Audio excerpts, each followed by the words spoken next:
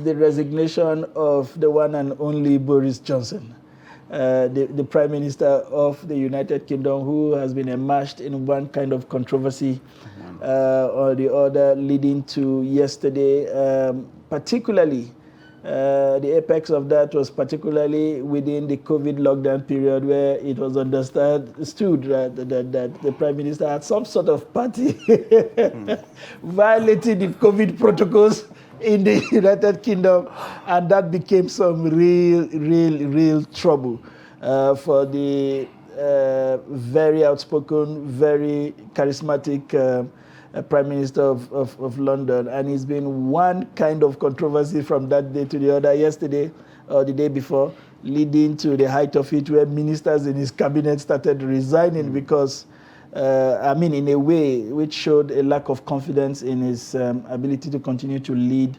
the United Kingdom. And when the pressure became unbearable, we understand that he resigned without resigning, whatever that means. He resigned, but will stay on as, do I say a placeholder now? Until such a time, a caretaker or whatever, until such a time when his successor is announced. The British tabloids, however, interpreting that to imply that he has a wedding bash planned for later in the month, and they think he wants to stay on at number 10 Downing Street to have that party, as a prime minister, so it comes with all the pomp and pageantry before he finally takes a walk. So much coming in from our colonial masters there, and because that's a country that houses quite a significant number of Nigerians, and whatever sort of affects that place, gets some kind of attention and interest from Nigeria. So we've decided to look at this at the final lap of the program this morning. And still with us in the studio, Mara Nuruddin Abdallah, the editor, 21st Century Chronicle. I was joking with him during the break that today you are an in-house presenter. We have a presenter extraordinaire that's in the studio. He will share his perspective with us on the Boris Johnson saga. I mean, you have followed this development for as long as it has lasted. What do you make of the crisis with Boris Johnson, and most importantly, what are the lessons for Nigeria? I think we have a lot to learn from the rise and fall of Boris Johnson, one of the most strongest allies of the former president of the United States, Trump. They even look alike. Exactly. Yeah, hairstyle.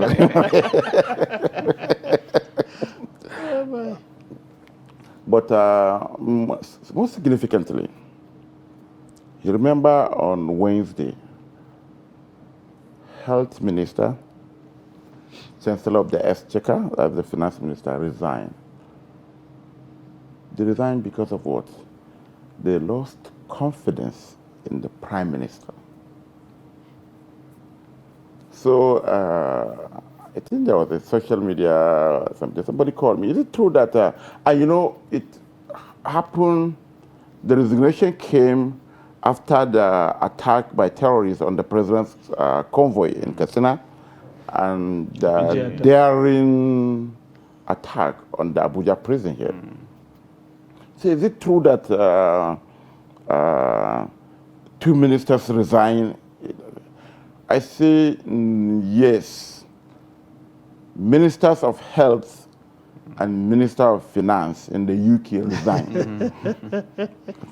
That's the truth, So over there, they don't look at appointments as a meal ticket. The very time you realize that your principal is not doing what he should be doing, you exit.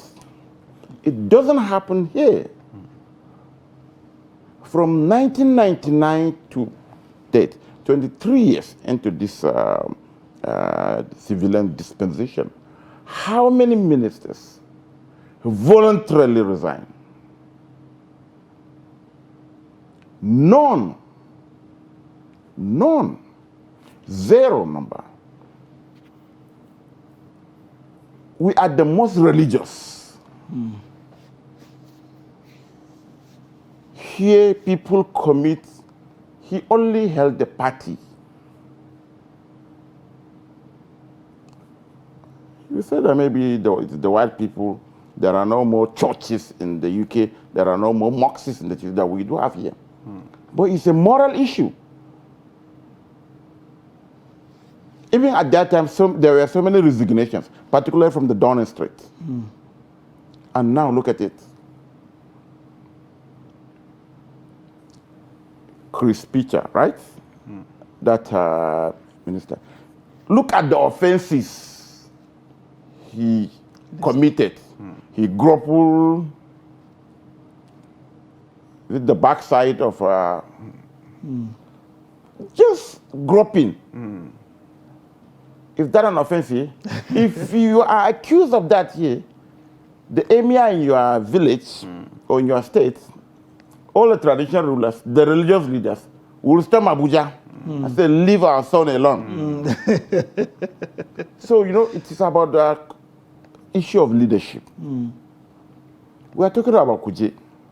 Before Kuje, there was the Ondo attack where more than 40 worshippers were massacred in broad daylight. There was the train attack, another daring attack. That was Shiroro.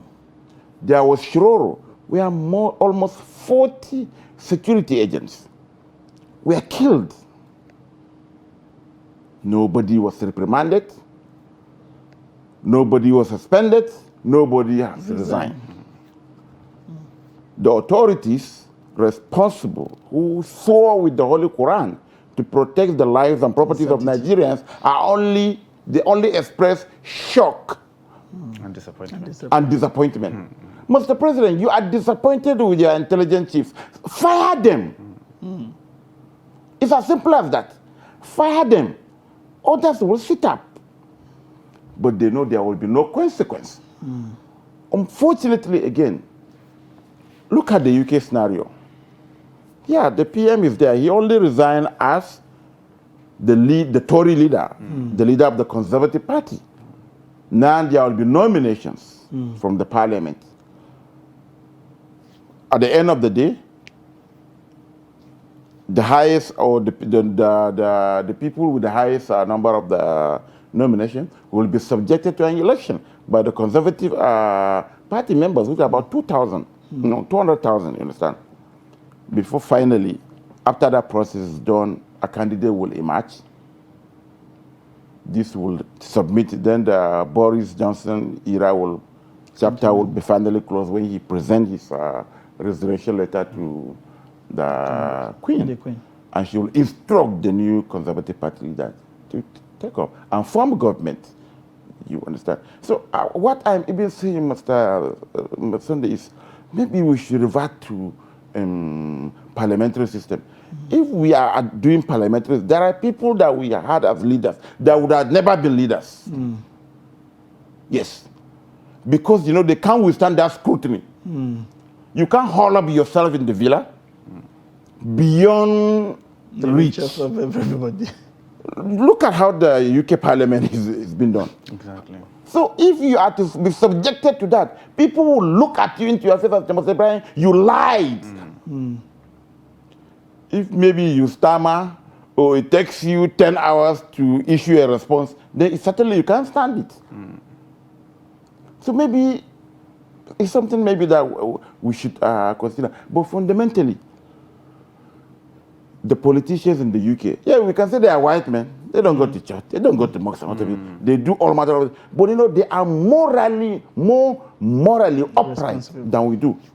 We have all the allergies, all the decays, all the what have you, and what have you. They say they lost confidence in Boris Johnson. How many have the defense minister lost confidence in the president? Or himself, in fact. Or the chief of the minister was even telling us that we should know that prison officials were not trained to counter any external attack on the correctional facilities. Amazing. So we don't know maybe the response of the soldiers. Because with insurgency now and banditry, you know, we used to hold our military in the high esteem before Boko Haram. You know, at that time, a friend corrected me. He said, yes, because they only brutalize civilians. In filling stations, you know, you wear military uniform, you shout. Mr. Sunday was sitting with a camouflage that day, what they call camouflage, and they wanted to harass him. Can you imagine? So, but with Boko Haram now, with bandits now, look at what happened in Shiroro. I said it, ambush, ambush, ambush. They went there and gunned down 27 soldiers. So certainly was the problem. And the president was only disappointed, was only expressed shock that this thing is happening. Interesting. And it's quite unfortunate. So I think we need to learn a lot. It's beyond superfluous religiosity to quote Bishop Kuka, you know. Look at what is happening. More than 50 parliamentary secretaries, their aides resigned in less than 4 days, and which almost forced Johnson to throw in the towel. to step down. Well, we do hope that one day we'll get there. Wow.